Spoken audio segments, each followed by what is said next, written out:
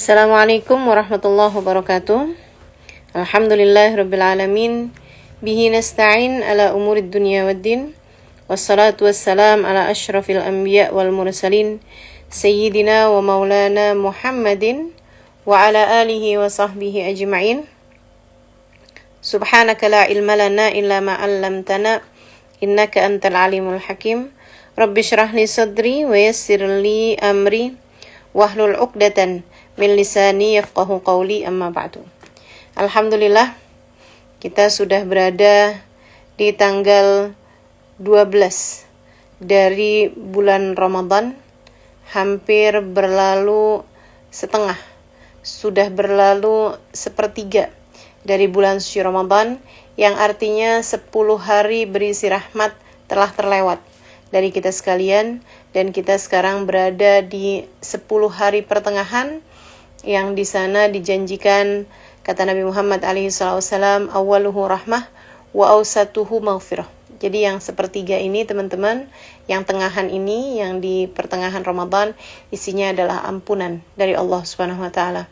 Siapapun darimu, jika kamu merasa memiliki banyak dosa-dosa pada Allah Subhanahu wa taala, memiliki banyak kesalahan-kesalahan di masa-masa yang lalu, maka ini adalah waktunya untuk meraih lebih banyak ampunan dari Allah Subhanahu wa taala. Mudah-mudahan tidak berlalu pertengahan dari bulan Ramadan ini melainkan Allah Subhanahu wa taala karuniakan kepada kita ampunannya insyaallah. Amin ya rabbal alamin. Kita akan mulai kajian kita pada kajian Q&A program spesial Ramadan kali ini dengan kita membaca zikiran Ramadan seperti biasanya. Asyhadu an la ilaha illallah, astaghfirullah, nas'alukal jannata wa na'udzu bika minan nar.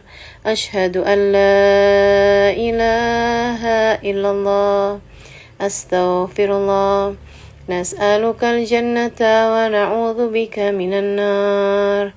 Asyhadu an la ilaha illallah, astaghfirullah, nas'alukal jannata wa na'udzu bika minan nar. Allahumma innaka 'afuwun tuhibbul 'afwa fa'fu anna. Allahumma innaka 'afuwun tuhibbul 'afwa fa'fu anna.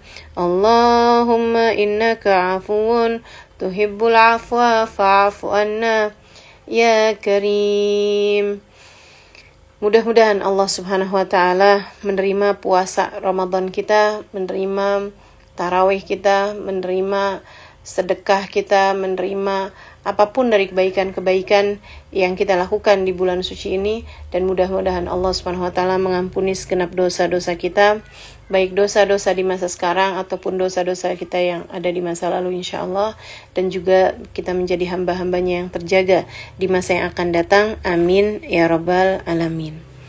Sahabat-sahabat sekalian, teman-teman semuanya yang saat ini sedang mendengarkan ataupun yang nanti akan mendengarkan, kita akan mulai memasuki pertanyaan yang pertama yang ada di Instagram ini ya. Pertanyaan yang paling banyak mendapatkan like di Instagram. Pertanyaannya datang dari Lala Abiumi 92. Assalamualaikum Ustazah, kenapa ya hati sering merasa hampa dan kosong meskipun kita sudah menjalankan ibadah, dan bagaimana mengatasi rasa putus asa karena sulitnya istiqomah, selalu kembali melakukan kesalahan-kesalahan yang sama. Nah, ini Lala, sepertinya ini merupakan masalah yang banyak dialami oleh semua kita ya, sehingga makanya banyak mendapatkan like dari teman-teman yang lain ini. Jadi Lala, kenapa hati kita sering merasa hampa dan kosong? Nah, itu karena yang semestinya ada di dalamnya nggak ada. Itu satu. Ama yang kedua, kamu memasukkan di dalam hati kamu yang semestinya nggak ada di dalamnya. Sehingga ketika kamu tidak merasakan kehadiran orang tersebut atau kehadiran sesuatu tersebut, kamu jadi merasa kosong. Jadi kamu jadi merasa hampa gitu. Jadi sebabnya itu dua. Sama kayak ruangan gitu ya. Kalau kamu yang seharusnya ada di dalam ruangan tersebut itu kamu nggak ada, gitu kan? Kamu tidak adakan di dalam ruangan tersebut, kamu jadi merasa ruangan tersebut kosong. Misalnya kayak di kamar itu kan mestinya ada tempat tidur, ada lemari gitu kan. Nah, ketika tempat tidurnya kamu keluarkan, barang yang mestinya ada tempat tidur kamu keluarkan, itu jadi kamu merasa bahwa kamar tersebut jadi kamar yang kosong. Demikian pula dengan hati. Hati itu kalau yang semestinya ada di dalam hati kamu tidak memasukkannya atau tidak ada di dalam hati kamu, nah itu kamu akan selalu merasa hampa gitu, merasa kosong. Siapa yang semestinya ada di dalam hati? Yaitu yang menciptakan hati itu sendiri, Allah Subhanahu wa taala. Allah Subhanahu wa taala yang menciptakan hati kita.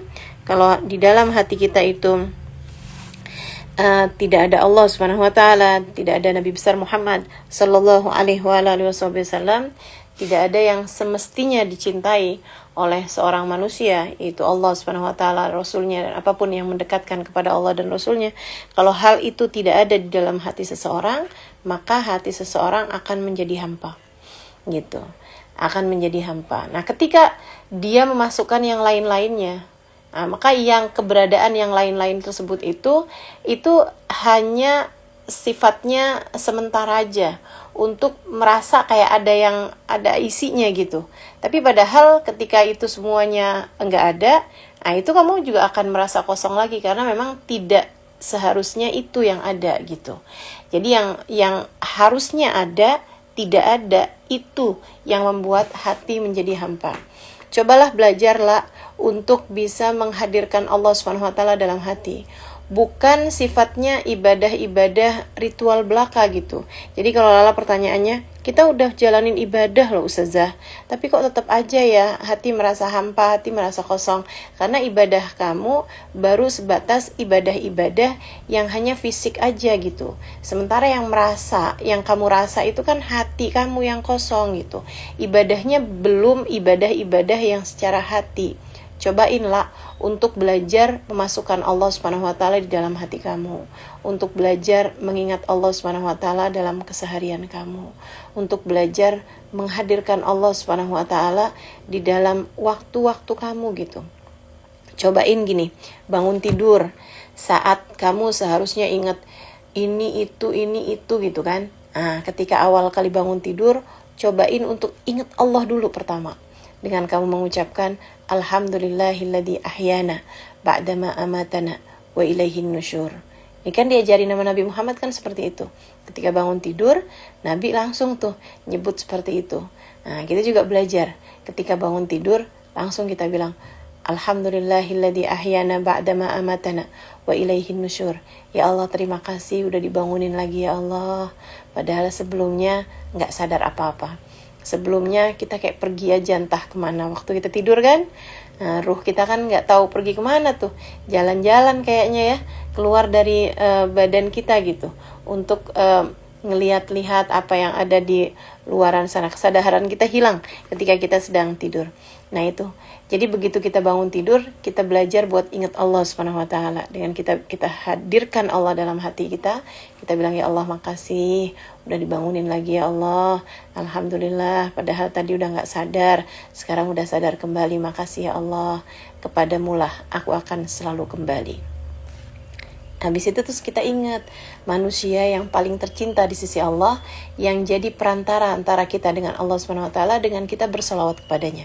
Jadi saat bangun tidur, habis baca zikir yang tadi, doa yang tadi, kita ingat Allah, kemudian kita ingat sama Nabi Muhammad dengan kita baca salawat. Allahumma salli ala sayyidina Muhammad wa ala ali sayyidina Muhammad. Allahumma salli ala sayyidina Muhammad wa ala ali sayyidina Muhammad. Allahumma salli ala sayyidina Muhammad wa ala ali sayyidina Muhammad. 10 kali, gak nyampe semenit kok. Kita ingat Nabi Muhammad ya Allah. Tambahkanlah salawat salammu kepada baginda kami Nabi Muhammad ya Allah, dan juga kepada keluarga Nabi Muhammad. Kita baca 10 kali salawat tersebut, hati kita ingatkan sama Nabi Muhammad. Wahai Nabi Muhammad, saya umatmu ya Rasulullah, saya umatmu ya Rasulullah, saya umatmu, seperti itu. Gitu kan? Nah itu melatih diri untuk sering-sering menghadirkan Allah Subhanahu wa taala. Itu kalau hatinya sering-sering hadirkan Allah Subhanahu wa taala, nanti hatinya itu jadi terisi. Nah, kalau udah hatinya terisi teman-teman, kamu menghadirkan Allah, artinya hatinya itu terisi dengan Allah Subhanahu wa taala. Nanti lama-lama tambah sering, kamu gak akan pernah lagi merasa kesepian.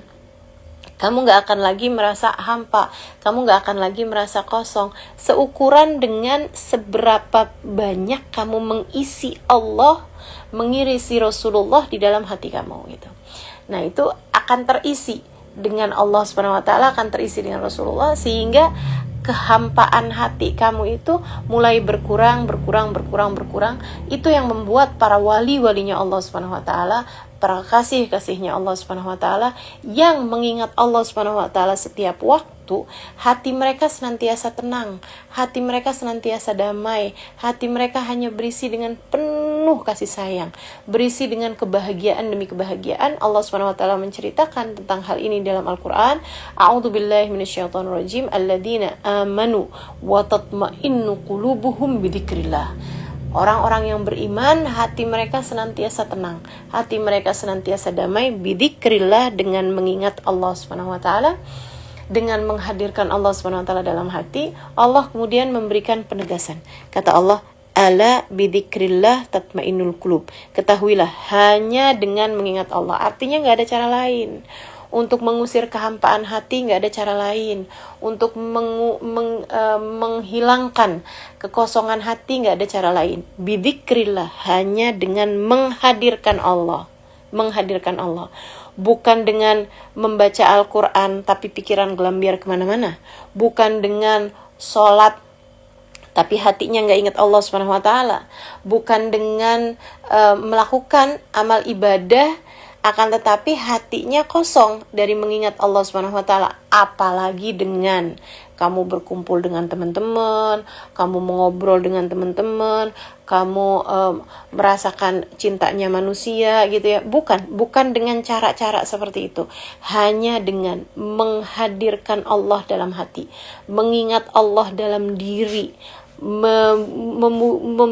mewujudkan Allah di dalam pikiranmu. Maksudnya menghadirkan Allah Subhanahu wa taala di dalam pikiranmu, di dalam hatimu. Saat itulah kata Allah Subhanahu wa taala, tatmainnul qulub, hati menjadi tenang, hati menjadi damai, hati hilang gelisahnya, hati hilang galaunya hanya dengan menghadirkan Allah Subhanahu wa ta'ala gitu. Seukuran dengan itu. Kok berat ya Ustazah mau menghadirkan Allah? Ya karena memang hawa nafsu kamu gak mau kamu hidup dalam keadaan damai, tenang dengan Allah, tidak dengan melakukan apa yang dia mau gitu. Dia selama ini memberikan kepada kamu pemikiran-pemikiran bahwa kalau saya punya banyak uang, saya akan merasa hidup saya nggak hampa lagi. Kalau saya punya banyak teman, saya akan merasa hidup saya nggak hampa lagi. Kalau saya punya seseorang yang sangat saya cintai, pasangan saya, belahan hati saya tidak akan merasa kosong lagi. Nggak ada, teman-teman. Itu tuh yang disampaikan oleh nafsu kita. Itu yang disampaikan oleh diri kita, gitu ya. Dan itu yang mencegah kita untuk mengingat Allah Subhanahu wa taala, mencegah kita untuk menghadirkan Allah Subhanahu wa taala di dalam hati kita. Belajar untuk bisa menghadirkan Allah, maka dengan cara itu hati kita akan menjadi lebih tenang, hati kita akan menjadi lebih damai, dan pada saat itu kita juga akan tidak lagi merasakan kosong dan hampanya hati dengan kita menghadirkan Allah Subhanahu wa taala dan Rasulullah sallallahu alaihi wasallam. Nah, kemudian bagaimana mengatasi rasa putus asa karena sulitnya istiqomah? Nah, kita mesti minta kepada Allah Subhanahu wa taala. Sebagaimana yang sering saya sampaikan, bahwa ibadah itu pada akhirnya adalah sebuah hadiah yang Allah Subhanahu wa taala berikan kepada hamba-hambanya. Ada hamba-hamba Allah Subhanahu wa taala, para kekasih-kekasih Allah, ibadah buat mereka adalah kesenangan. Itu, tapi buat mereka, kalau buat kita, ibadah ini haruslah sesuatu yang dipaksakan. Kita harus maksain diri buat bisa menikmati ibadah. Selagi kita tidak memaksakan diri, kita tidak akan pernah bisa istiqomah, teman-teman. Gitu. Jadi paksain diri dulu, nanti lama-lama Allah bisa karena biasa. Kalau kamu paksa, lama-lama dia bisa menikmati juga kok gitu. Tapi kalau nggak dipaksa, ya nggak akan pernah bisa juga gitu. gitu ya. Putus asanya gimana gitu? Putus asa, jangan putus asa. Kita minta kepada Allah Subhanahu wa taala untuk mengistiqomahkan kita gitu. Tapi kok susah banget ya Ustazah buat istiqomah? Kalau kamu pertanyaannya seperti itu, saya rasa itu adalah cara Allah untuk ngasih tahu kita bahwa pada akhirnya ibadah itu adalah karunia kok dari Allah gitu. Mau kita seberapapun usaha untuk bisa istiqomah, kalau Allah tidak menghendakinya nggak bisa juga gitu. Nah, jadi biar kita itu ke Allahnya biar benar gitu ya. Kita minta pada Allah Subhanahu wa taala keistiqomahan. Allahumma inna nas'aluka taufiqa ahlil huda wa a'mala ahlil yaqin wa munasahata ahlil taubah wa jidda ahlil khasyah wa talaba ahlil raghbah wa ta'abuda ahlil wara' hatta akhafak. Nah, itu doanya yang ada tuh, saya taruh di Instagram saya, di doanya sholat tasbih. Itu adalah doa yang sangat indah sekali, di mana kita minta kepada Allah Subhanahu wa taala keistiqomahan dalam beribadah sebagaimana yang telah Allah Subhanahu wa taala karuniakan keistiqomahan dalam beribadah ini kepada hamba-hambanya yang mulia di sisi Allah Subhanahu wa taala. Mudah-mudahan Allah menjadikan kita salah satunya insyaallah. Amin ya rabbal alamin. Kemudian pertanyaan yang kedua datang dari Najah Khan. Ya, pertanyaan yang kedua, yang kedua datang dari Najah Khan. Assalamualaikum Ustazah, saya akan mengulangi pertanyaan saya lagi yang belum terjawab. Di hari Idul Fitri di daerah saya itu banyak sekali, pasti semua para berjabatan tangan, baik perempuan maupun laki-laki. Sudah kayak biasa aja gitu Ustazah, udah kayak tradisinya kayak gitu, bersalam-salaman. Sedangkan di hadis Nabi mengatakan tidak boleh menyentuh wanita yang bukan mahram. Nah, apa yang harus saya lakukan Ustazah? Apa yang saya lakukan Ustazah terkait itu? Bagaimana caranya agar saya tidak menyakiti hatinya jika saya bersalaman dengan laki-laki yang bukan mahram, dengan yang lebih tua dari saya? Begitu pula dengan guru saya yang laki-laki, karena saya sebelumnya juga bersalaman. Jazakillah khair Ustazah, mohon balasannya. Baik ya, Najah. Ada hadisnya Nabi Muhammad alaihi wasallam mengatakan, la an aqbalani rajulun bi syu'latin minan nar ahabbu ilayya min an yamussa jildi jilda imra'atin la tahillu li. Kata Nabi Muhammad alaihi wasallam, seseorang menghadapkan kepada saya api, seseorang bawa syu'lah minan nar, bawa kayak semacam obor. Seseorang bawain obor ke muka saya gitu, itu lebih saya sukai kata Nabi Muhammad. Mendingan saya tuh disumut obor, disumut api gitu ya, dibawakan api. Lebih saya sukai kata Nabi Muhammad daripada kulit saya menyentuh kulit perempuan yang tidak halal bagi saya. Nah, ini hadisnya Nabi Muhammad SAW. Saya lebih suka seseorang menghadapkan saya dengan api ke muka saya daripada saya harus bersalaman atau bersentuhan kulit dengan perempuan yang tidak halal bagi saya. Ini kata baginda kita Nabi besar Muhammad sallallahu alaihi wa ala alihi wasallam. Padahal kalau dikatakan bahwa Nabi Muhammad adalah seseorang yang menjaga hatinya, oh pasti Nabi adalah seseorang yang paling mampu menjaga hatinya gitu. Akan tetapi sebegitunya Nabi Muhammad tidak mau bersentuhan kulit dengan seseorang yang tidak mahram bagi beliau sallallahu alaihi wa ala alihi wasallam. Dari sini kita tahu bahwa patutlah bagi kita untuk selalu dapat menjaga aturan-aturan Allah Subhanahu wa taala. Patutlah bagi kita untuk lebih mampu menjaga untuk jangan bersalaman dengan yang bukan mahram kita. Meskipun kita katakan bahwa kita bisa kok jaga hati saya nggak ada apa-apa kok, saya salaman aja gitu, nggak ada perasaan apa-apa. Ya tapi di atas apa yang kita jadikan, kita anggap sebagai hal yang biasa-biasa aja, hal yang tradisi dan lain sebagainya, di atas itu sudah syariat Allah Subhanahu wa taala. Saudaraku sekalian, agama ini datang untuk mengatur kehidupan manusia, bukan kehidupan manusia yang kita minta agama menyesuaikan diri dengannya, bukan, gitu ya. Yang ngaturnya agama, bukan tradisi gitu. Jadi tradisinya harus mengikuti agama. Tapi kok kayak biasa aja ya Ustazah di kampung saya? Ya karena memang Indonesia ini teman-teman, itu kan juga masuknya Islam itu kan pelan-pelan di sini gitu. Jadi kan asal-asalnya kan memang bukan Islam gitu. Jadi agak tradisinya ini yang harus menyesuaikan Islam biar Islamnya jadi cahaya dalam warga masyarakat kita. Kita tentu tidak akan menyampaikan hal ini kepada banyak orang. Maksudnya nggak mungkin juga kita pakai toa atau kita pakai mikrofon kemudian kita bilang di rumah saya dilarang bersentuhan laki-laki dengan perempuan. Nggak gitu caranya kan gitu. Bukan dengan kita menyampaikan hal ini kepada orang-orang secara umum. Pokoknya dilarang bersalaman. Kalau yang bersalaman nanti diboikot ini apa segala macam. Nggak gitu caranya gitu. Akan tetapi kita mulai dari yang terdekat dengan kehidupan kita. Siapa itu? Diri kita sendiri. Yang paling mungkin untuk kita atur adalah diri kita sendiri. Jadi mulai aja dengan diri kamu sendiri. Najah, mulailah dengan diri kamu sendiri.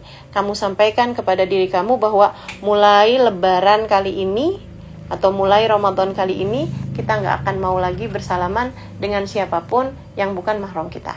Dari jauh begini. Ya, kita bisa menunjukkan misalnya dengan cara-cara kita dari jauh menunjukkan misalnya kayak tangan kita lipat di dada gitu kan.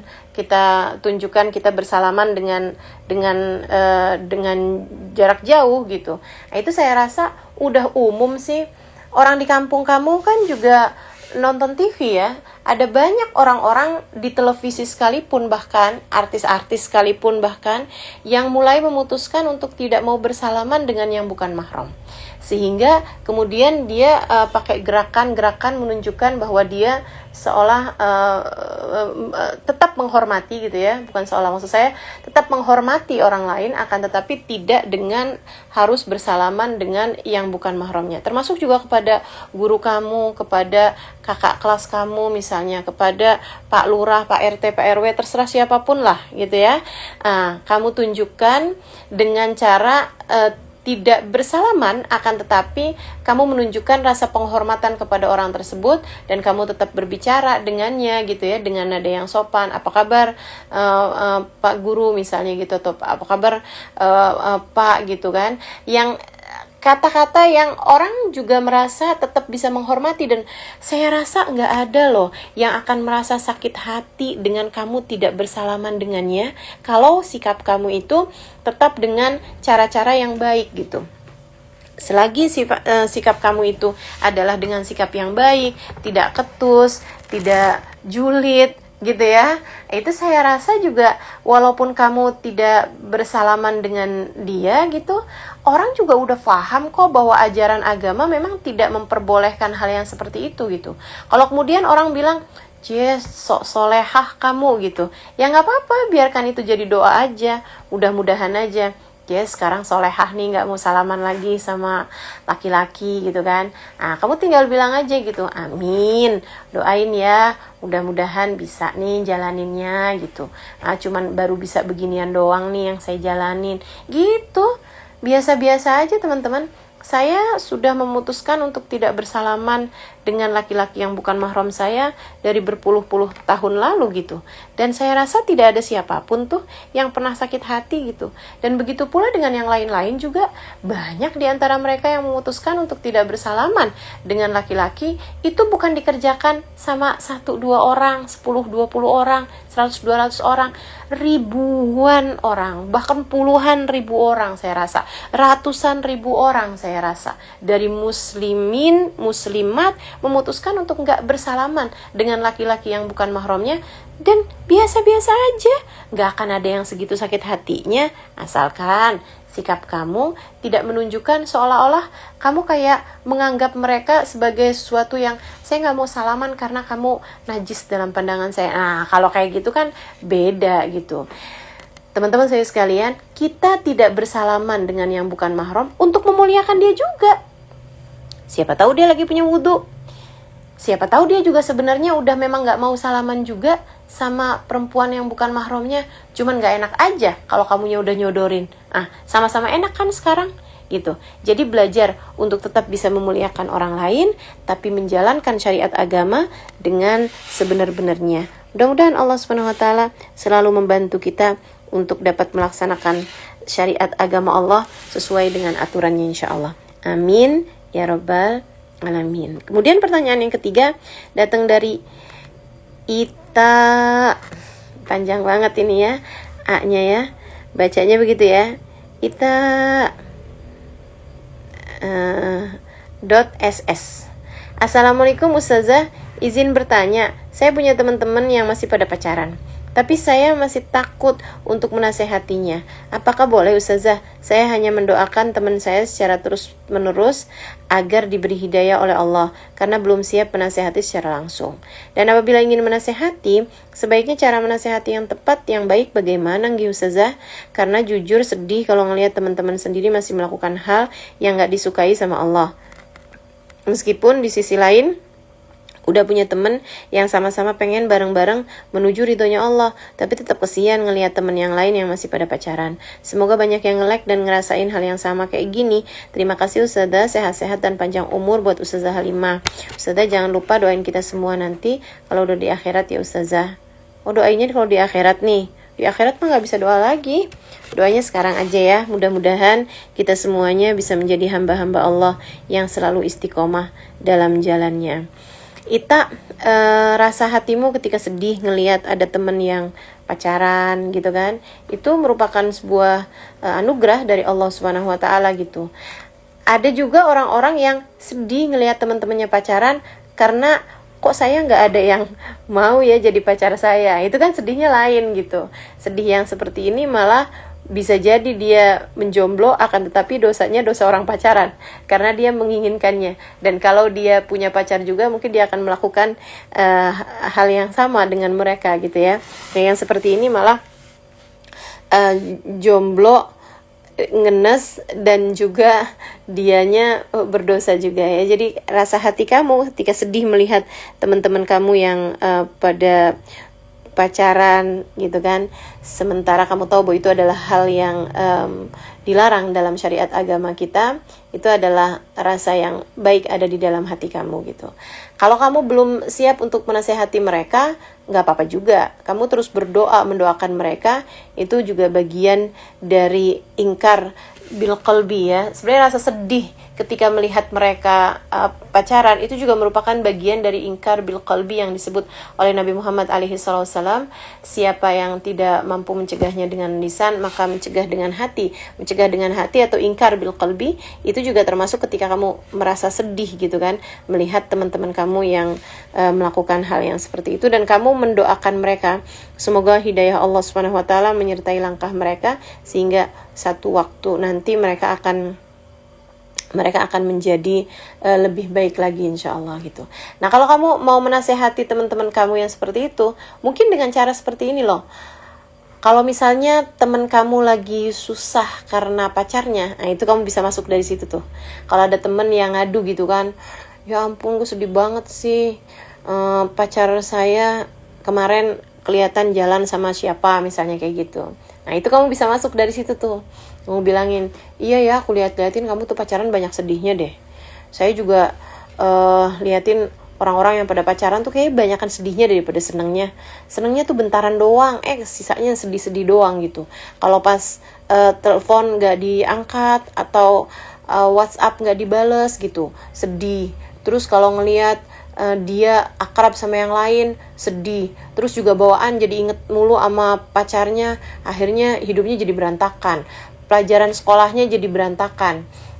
Urusan keuangan juga jadi berantakan gitu kan, karena apalagi misalnya pacarnya tukang utang gitu ya. Jadi ada banyak hal lah, kesedihan-kesedihan gitu, yang menurut saya kesedihan-kesedihan yang gak perlu gitu kan. Orang mau pacaran itu kayak membiarkan diri berada dalam penderitaan gak sih? Karena coba deh kamu pikir-pikirin gitu kan, orang pacaran tuh antara sedih sama senengnya, banyakan sedihnya, banyakan susahnya gitu.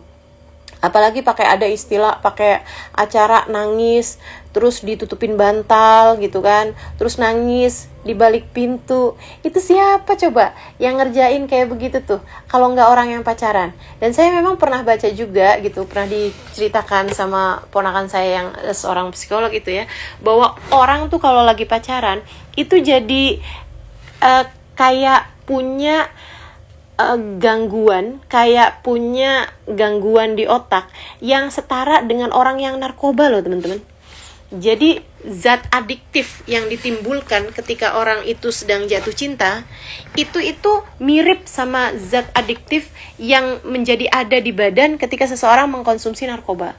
Makanya juga emang nggak salah orang lagi jatuh cinta sama orang lagi kena narkoba pada goblok, pada bodoh, melakukan hal-hal, tindakan-tindakan yang bodoh-bodoh gitu kan. Sampai ada yang nauzubillah bunuh diri lah, nyiksa diri lah gitu kan. Belum lagi yang nggak mau makan, apa segala macem lah tingkah laku kebodohan-kebodohan yang dilakukan ketika seseorang sedang jatuh cinta atau sedang pacaran gitu. Jadi yolah gitu kan. Saya nasehatin nih adik-adik semuanya nih yang pada pacaran, putusin dek pacarnya dek. Kamu punya hidup bukan untuk percobaan. Kamu punya hidup yang sekarang ini adalah hidup yang akan kamu dimintai pertanggungjawabannya nanti di akhirat. Jangan main-main adik-adikku sayang. Jangan main-main sama kehidupanmu. Kehidupanmu yang sekarang ini adalah kehidupan yang nanti kelak kamu akan dimintai pertanggungjawaban di akhirat nanti. Jadi sudahi saja segala kebodohan-kebodohanmu itu. Jadilah pandai dengan menjalani kehidupan sesuai dengan yang Allah mau. Sehingga dengan cara itu Allah nanti akan memberikan apa yang kamu mau.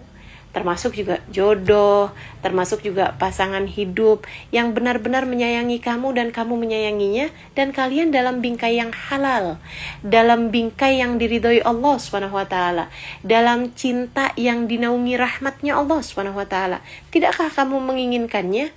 Itu jauh lebih indah teman-teman sekalian. Silakan pacaran sesudah akad nikah. Silakan pacaran sesudah sah. Itu jauh lebih baik gitu. Nah, kan itu kan nasehatin seperti ini kan jauh lebih indah nih buat Ita. Tapi kalau kamu berasanya kamu belum bisa nasehatin kayak begitu, ya banyak-banyakin doain teman-teman kamu aja gitu. Selebihnya seperti yang tadi saya sampaikan ya, kalau ada teman kamu yang pacaran, pas dia lagi susah, dia datang sama kamu gitu, itu adalah saat kamu buat nasehatin. Udahlah, gak ada enaknya juga kan kamu pacaran kayak begitu, akhirnya malah banyak susahnya.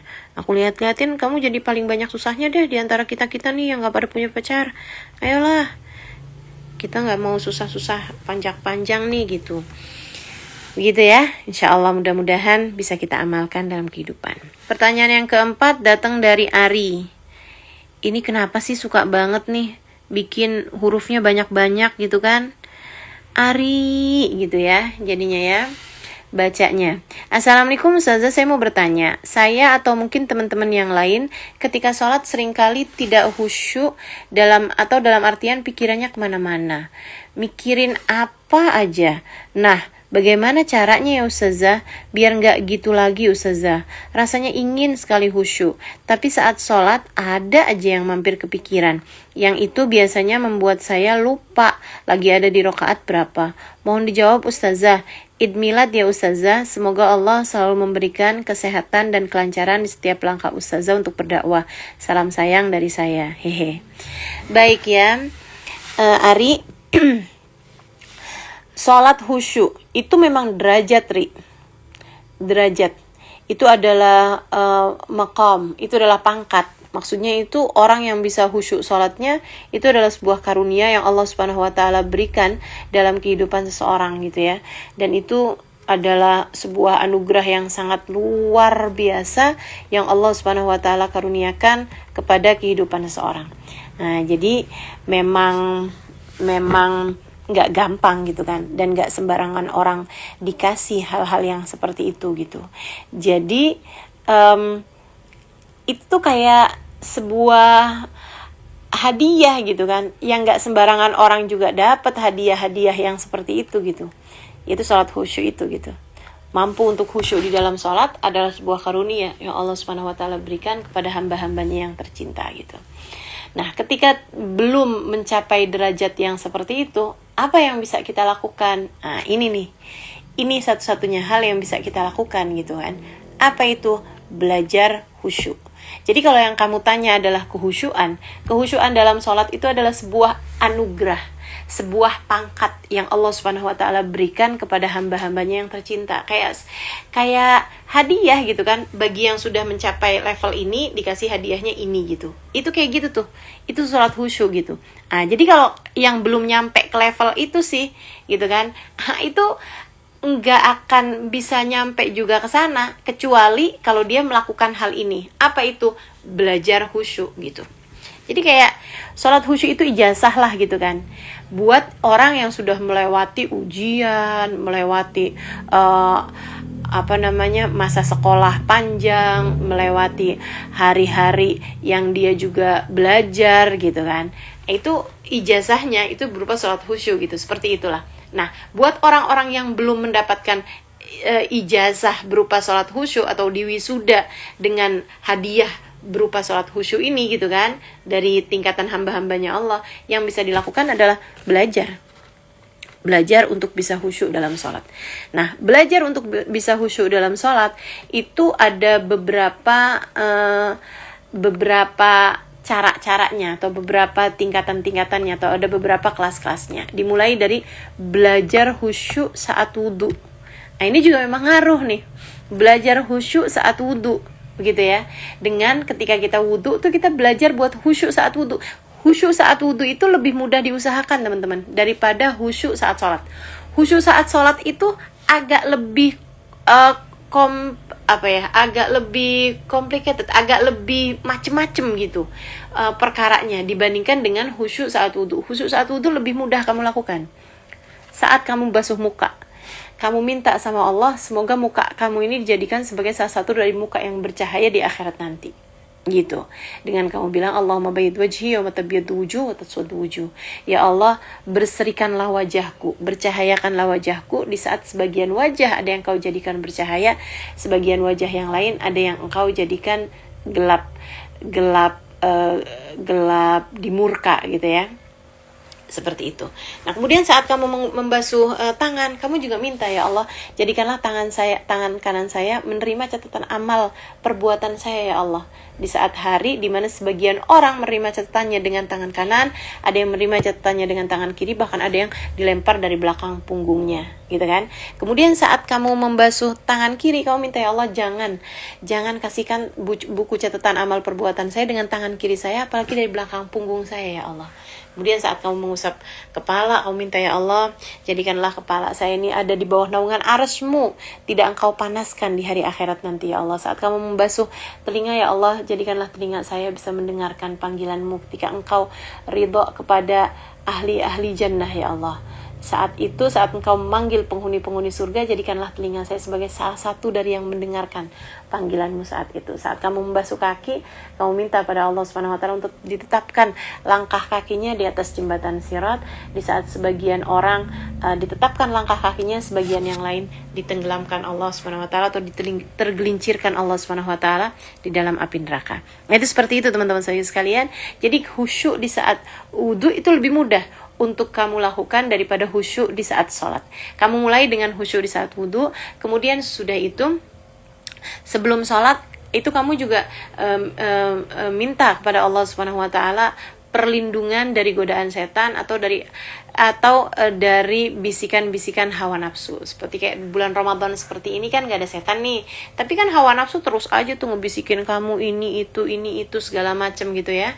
Hal-hal yang abis ini kita mau ngapain, abis ini kita mau makan apa, abis ini kita mau masak apa, nanti buka puasa saya mau makan apa gitu kan. Itu terus aja kan ada dalam pikiran-pikiran kita gitu ya, ada di dalam hati kita, sehingga kita agak kesulitan untuk khusyuk. Nah, itu kita juga ingetin diri kita juga sesaat sebelum sholat bahwa kita ini mau menghadap Allah Subhanahu wa taala. Ingetin diri juga sesaat sebelum sholat bahwa kita akan menghadap kepada Allah Subhanahu wa taala yang memiliki nasib kita, yang kalau kita nggak benar-benar ngadepnya nih, kita bisa diusir dari kehadiratnya dan habislah kita gitu. Nah, itu kita ingetin tuh diri kita. Nah, kemudian di dalam sholat setiap kali ada ingatan-ingatan yang lain gitu kan, lagi mikir-mikirin yang lain, nah, kita ingatkan diri kita untuk kembali memikirkan bacaan sholat kita. Dan ini penting juga untuk kita mempelajari arti dari bacaan sholat kita, sehingga sinkron, sehingga pas antara yang kita baca sama apa yang kita hadirkan di dalam hati kita. Dengan itu kita jadinya lebih khusyuk gitu ya. Nah, kemudian sehabis sholat kita juga langsung tuh kita awali dengan zikirannya, kita awali dengan beristighfar pada Allah Subhanahu wa taala. Kita baca astagfirullah, astagfirullah, astagfirullah. Baru kemudian kita membaca zikiran yang lain untuk kita minta ampun kepada Allah Subhanahu wa taala. Ya Allah, ampun ya Allah. Bahkan di saat sholat tadi, yang katanya saya menghadap kepadamu, yang katanya saya beribadah kepadamu, ternyata saya juga masih pikirannya kemana-mana. Ternyata saya juga tidak benar-benar menghadapkan diri saya kepadamu. Gitu teman-teman, itu kita lakukan. Selebihnya, selain daripada hal itu, ada jangka panjangnya juga sih. Orang yang hatinya cenderung untuk mengingat Allah Subhanahu wa ta'ala di luar sholatnya, tentu akan lebih mudah menghadirkan Allah di saat sholatnya. Dan orang yang hatinya terus-terusan diisi dengan dunia terus-terusan gitu ya, itu juga akan sangat kesulitan untuk menghadirkan Allah Subhanahu wa ta'ala dalam sholat. Yang ada bahkan di dalam sholat sekalipun hatimu terus bergemuruh, berisik, bising dengan urusan-urusan dunia gitu. Jadi kalau kepengen Allah Subhanahu wa ta'ala karuniakan kekhusyuan di dalam sholat, nah itu ya, kembali kepada yang tadi saya sampaikan mengenai mengisi hati dengan Allah Subhanahu wa ta'ala. Kita sering-sering ingat Allah Subhanahu wa ta'ala di luar sholat kita, itu akan mudah untuk menghadirkan kita kekhusyuan di dalam sholat kita gitu, menghadirkan Allah di dalam sholat kita. Seperti itu ya. Mudah-mudahan Allah Subhanahu wa ta'ala memudahkan kita untuk dapat mengamalkannya insyaallah. Kemudian pertanyaan yang berikutnya, pertanyaan yang nomor 5 datang dari Anissa Kartikasari. Assalamualaikum warahmatullahi wabarakatuh. Izin bertanya Ustazah, apakah hukumnya tidak menagih hutang? Dalam hati saya ikhlas, tapi takut berdosa jika saya tidak mengingatkan mereka yang berhutang untuk membayar hutang. Terima kasih atas jawabannya Ustazah. Semoga Ustazah sehat. Jadi gini nih, kalau ada seseorang yang berhutang kepada kita, hutang itu gini, kalau kita berhutang kepada seseorang, kita harus membayar hutang tersebut teman-teman. Kalau kita nggak bayar hutang itu, ini bisa jadi masalah yang sangat besar bagi kita di akhirat nanti, gitu ya. Kalau kita berhutang, begitu kan? Nah, kalau kita dihutangi oleh orang lain, itu lain lagi, gitu ya. Ini sekarang kepada orang yang berhutang dulu nih. Kalau kita berhutang sama orang lain, teman-teman, kamu harus catat benar-benar hutang kamu tersebut, dan kamu harus berniat. Kalau kamu berhutang, satu, kamu harus niat, saya akan bayar hutang tersebut. Dan kamu catat hutang itu, gitu ya. Kamu catat hutang kamu tersebut. Kamu juga berniat membayarnya, dan begitu kamu datang kemampuan untuk membayar, segera bayarkan hutangnya. Sebelum nanti setannya itu banyak banget, kayaknya tuh kayak yang daripada bayar hutang, saya mau ini dulu aja. Nah itu kan, itu tuh harus kamu singkirkan, sebab membayar hutang itu hukumnya wajib teman-teman. Dan itu masalah yang sangat besar sekali buat kamu. Ketika datang seseorang kepada Nabi Muhammad SAW, dia bilang, ya Rasulullah, jika aku berangkat pergi perang, kemudian di perang tersebut aku menghadapi musuh yang sangat kuat, kemudian aku berperang dengannya hingga aku pun tewas di medan peperangan tersebut bersama denganmu. Jadi ini perang barengan sama Nabi Muhammad membela agama Allah, gitu ya. Bukan perang-perang yang sekarang teman-teman. Kita nggak jelas nih kalau perang yang sekarang ini gitu ya. Sebab kadang-kadang nih perang gitu kan, ngebelain agama Allah, si orang tersebut merasanya seperti itu. Sementara lawannya juga sama, sama-sama ngerasa sedang ngebela agama Allah Subhanahu wa taala. Nah, ini kan mana satu gitu yang ngebela agama Allah. Akan tapi kalau zaman dulu itu udah pasti tuh, perang-perang yang diikuti oleh Nabi Muhammad itu kan udah pasti ngebelain agama Allah. Dan yang satunya, lawan satunya, itu kan juga merekanya ngerasa benar gitu kalau mereka itu sedang membela pemimpinnya yang sedang memerangi Nabi Muhammad. Begitu kan? Nah itu jadi orang yang perang di zaman Nabi itu udah pasti, kesyahidannya itu udah pasti. Oke nih sekarang kita kembali lagi ya. Ada orang bertanya, wahai Rasulullah, jika aku pergi perang bersama denganmu, menghadapi seorang musuh yang sangat kejam dan dia sangat kuat, saya menghadapinya dengan tidak gentar sampai kemudian saya terkalahkan olehnya dan saya tewas mati bersimbah darah. Wahai Rasulullah, apa balasan untuk Allah untukku? Apa balasan Allah untukku? Nabi menjawab, Allah mengampuni seluruh dosa-dosamu. Semuanya wahai Rasul? Iya, kata Nabi Muhammad. Yang dulu-dulu juga wahai Rasulullah? Iya, kata Nabi Muhammad. Dia pun senang banget, di jalan tuh. Terima kasih wahai Rasul. Di jalan, Nabi kemudian memanggilnya. Kata Nabi Muhammad, Iladain, tunggu dulu, kecuali hutang. Jadi semua dosamu, misalnya anggap zaman dulunya tuh dia pernah ngebunuh orang, zaman dulunya dia anggap pernah misalnya minum minuman keras, zaman dulunya dia pernah zina, zaman dulunya dia pernah masa-masa lalunya dia pernah praktek sihir, apapun aja dari jenis dosa. Ini Nabi Muhammad cerita nih ya, untuk orang yang pergi perang barengan menabi.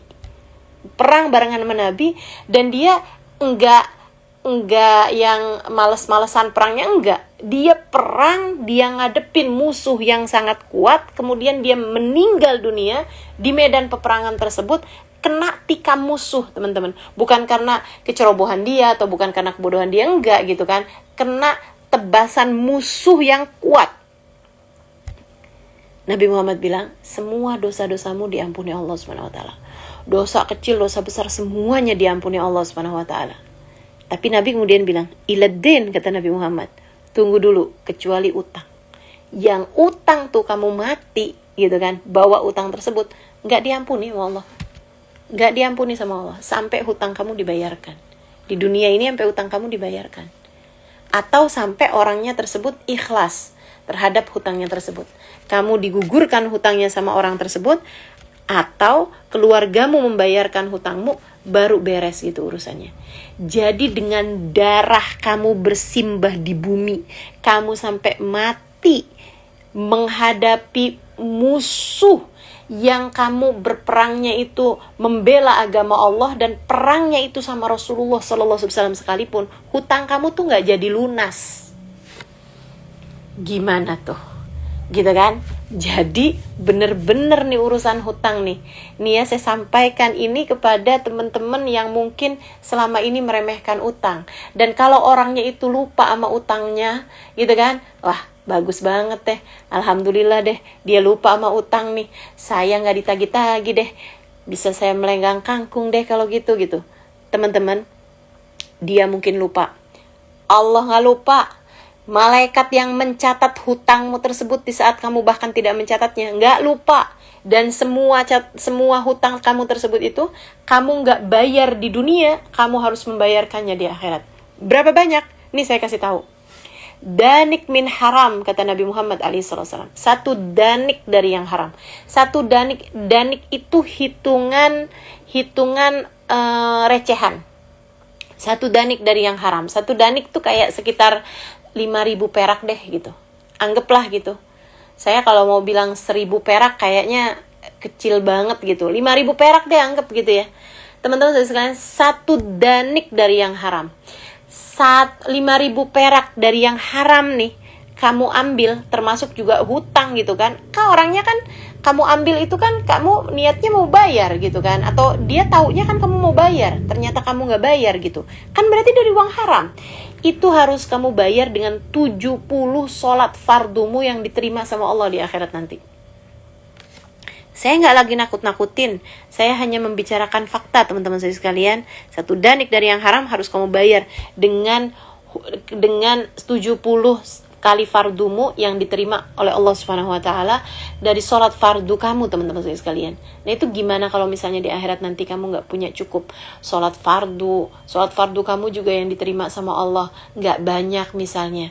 Bukankah kamu akan datang sebagai orang fakir, miskin di akhirat nanti? Susah banget loh urusannya di akhirat. Nah, jadi daripada begitu, kalau kamu punya hutang, kamu bayar hutang kamu tersebut, atau kamu minta halal sama orang itu gitu. Kamu minta halal sama orang tersebut. Jangan sampai kamu mati bawa utang. Itu. Dan kalau misalnya kamu sebagai pihak yang punya hutang, atau yang menghutangi orang lain, gitu ya, yang menghutangi orang lain, kamu liatin, kalau orang tersebut sebenarnya mampu buat bayar hutang kamu itu, kamu ingetin, kamu punya utang loh sama saya, utang kamu sekian, gitu kan. Kadang-kadang orang itu juga lupa. Bisa jadi orang itu lupa gitu. Jadi ingetin, dan kamu bilangin, saya karena sayang nih, saya ingetin kamu gitu. Atau kalau kamu ini, kamu WhatsApp aja gitu kan, tanggal sekian kamu utang ya, waktu itu kamu bilang sekian, kamu kirimin gitu kan, catatan hutang kamu tersebut itu. Makanya emang teman-teman, sebaiknya hutang itu tercatat ya. Ada perintahnya tuh di dalam Al-Quran itu, kalau kamu berhutang itu kamu harus catat hutangnya gitu. Kalau kamu sekarang ini kan lebih gampang lagi gitu, dari tulisan WhatsApp aja gitu. Misalnya gitu kan, kalau misalnya ada orang telepon terus minta hutang gitu kan, kamu transfer gitu. Dari transfernya itu aja tuh, kamu kirim balik kepada orang tersebut gitu kan, buat ngingetin dia gitu, buat bayar hutang, bahwa dia itu masih punya hutang. Nah, kalau misalnya orang tersebut itu memang mau bayar hutang, begitu kan, dia kan akan inget tuh, oh iya ya saya punya hutang, makasih ya udah diingatkan, kan begitu. Tapi kalau misalnya orangnya memang nggak mau bayar hutang, nah itu kan memang berarti orang ini nih memang orang bandel gitu kan. Nah itu orang bandel nih siap-siap tuh sama yang tadi saya sampaikan itu, yaitu orang yang nggak mau bayar hutang di dunia, siap-siap tuh di akhiratnya nanti susah hidup kamu, udah buruan aja, buruan bayarin utang-utang kamu. Mendingan kamu nggak punya tas branded, mendingan kamu nggak punya cincin emas, mendingan kamu nggak punya handphone bagus, daripada kamu punya barang-barang tersebut akan tapi hutang kamu juga banyak sama teman-teman kamu gitu. Ini teman-teman saudara sekalian, nanti bikin kamu itu hidupnya jadi tambah banyak susahnya kalau kamu punya hutang seperti ini. Baik ya. Nah, kelompok kedua, orang memang susah banget nggak bisa bayar hutang. Jadi dia berhutang sama kamu untuk urusan-urusan dunia dia gitu kan. Untuk urusan pokok, urusan kebutuhan dia. Untuk urusan sekolah, untuk urusan misalnya pengobatan gitu ya, dia berhutang sama kamu.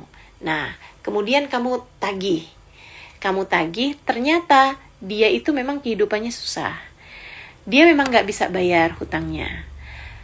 Kamu tagih lagi, berapa waktu lagi, sebulan kemudian misalnya, kamu tagih lagi, dia memang dalam keadaan susah, dan kamu bisa ngecek dia memang dalam keadaan susah. Nah, kalau untuk yang seperti ini, saya sarankan sama kamu, ikhlaskan saja hutang kamu. Kamu dapat pahala sedekah yang luar biasa besarnya, teman-teman. Kalau kamu bisa menggugurkan hutang atau memaafkan hutang, atau ya menggugurkan hutang dari seseorang yang memang tidak mampu untuk membayarkan hutang kamu tersebut gitu. Yang seperti ini lunasin aja atau gugurin aja. Dan ketika kamu menggugurkannya, kamu sampaikan kepada orangnya, saya udah halalkan ya hutangnya, udah nggak usah kepikiran, hutangnya saya gugurkan. Silahkan kalau kamu punya uang untuk kepentingan yang lain aja, dengan ini saya sampaikan bahwa hutang kamu saya gugurkan. Begitu ya. Nah, jadi nih Anissa Kartikasari, kamu pilih aja tuh dari hal-hal tadi ini. Jadi kalau kamu punya teman yang berhutang sama kamu, dan kamu ngerasa kalau dia itu kamu halalkan hutangnya, ya kamu sampaikan sama dia gitu. Atau kamu tagih. Jangan enggak dua-duanya. Kamu nagih juga enggak, kamu ingetin hutangnya juga enggak, gitu kan. Kamu ikhlaskan juga enggak. Itu kesian dianya sintar di akhirat gitu. Jadi kamu tagih sebagai bagian dari kamu keluar dari kewajiban kamu sebagai yang punya uang gitu. Nah, selebihnya kalau kamu udah tagih sekali, dua kali, dia emang nggak mau bayar gitu kan, orang yang emang nggak mau bayar, ya kamu nggak dosa lagi kalau kamu nggak nagih-nagihin dia gitu. Tapi ya berarti dia juga harus siap dengan resikonya di akhirat nanti, naudzubillah min dzalik gitu ya. Ini untuk pertanyaan yang ke 5. Kemudian pertanyaan yang yang terakhir ini adalah pertanyaan pilihan dari teman-teman ya, dari tim saya. Assalamualaikum warahmatullahi wabarakatuh. Saya izin bertanya, bagaimana caranya menurut Islam